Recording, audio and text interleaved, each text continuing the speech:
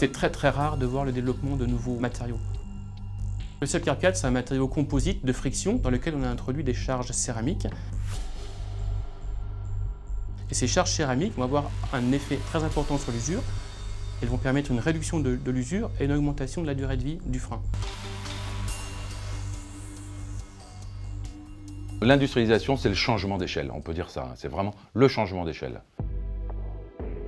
Et il faut qu'on s'insère aussi dans des contraintes d'exploitation en termes de gestion de production. Il faut qu'on s'insère dans un flux, il faut qu'on s'insère dans un environnement industriel. Et cette étape supplémentaire ne devait pas apporter une charge supplémentaire pour les opérateurs. Donc on a tout fait pour avoir un équipement avec le moins d'intervention possible. Et donc on s'est inspiré des autres équipements du site, notamment en termes d'interface de pilotage, en termes de principes de chargement, déchargement, en termes d'implantation, d'environnement, pour rester dans le plus près possible de ce que connaît l'opérateur. Au niveau laboratoire, à petite échelle, le Selfcare 4 était produit dans 2 équipements séparés. Une cuve qui permettait le traitement et une étuve qui permettait de sécher le disque après le traitement. Imaginez une éponge, vous mettez une éponge dans l'eau, elle s'imbibe d'eau, voilà. Et puis après, il faut la sécher, vous la mettez dans votre four et vous la faites sécher. Mais ce procédé-là obligeait les opérateurs à manipuler les disques, ça nous obligeait à avoir 2 équipements, ça ralentissait le flux, on avait besoin de plus d'espace, c'était un peu plus compliqué. Au niveau industriel, on a pensé à un moyen intégré qui permettait de réaliser l'imprégnation et le séchage. On appelle cette installation une imprégnatrice étuve. Imaginez donc de mettre en même temps dans votre four une bassine d'eau. Ça paraît un peu compliqué.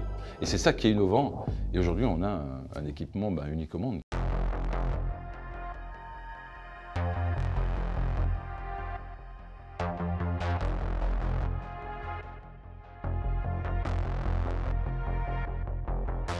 Il y a eu énormément d'actions qui ont été faites pour accroître la capacité, certes, mais également pour respecter l'environnement. Le process a été modifié pour réduire la consommation d'azote. Et également, les effluents que l'on rejetait auparavant et qui étaient brûlés sur un oscillateur thermique sont maintenant transformés sous forme liquide. Et on n'a plus aucun rejet atmosphérique. Aujourd'hui, on est vraiment dans une phase d'accroissement de notre capacité de production en Selfcare 4 avec une deuxième imprégnatrice étuve qui va être démarrée en 2019. On a un pôle méthode qui s'occupe de déployer ces nouveaux procédés sur les autres sites.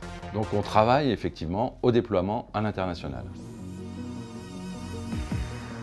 Ce prix récompense une innovation qui montre à quel point on peut être capable de passer d'un concept à une innovation, à une réalité. C'est un exemple de synergie, de travail en collaboration avec les différents services. Le principal enseignement, je pense, de ce projet, c'est qu'il est très important que les équipes industrialisation travaillent en amont avec les équipes R&T. Le travail d'équipe, le travail en synergie, ça paye. Et au final, tout le monde a le sentiment d'avoir fait quelque chose d'important pour le site et pour l'avenir de Safran.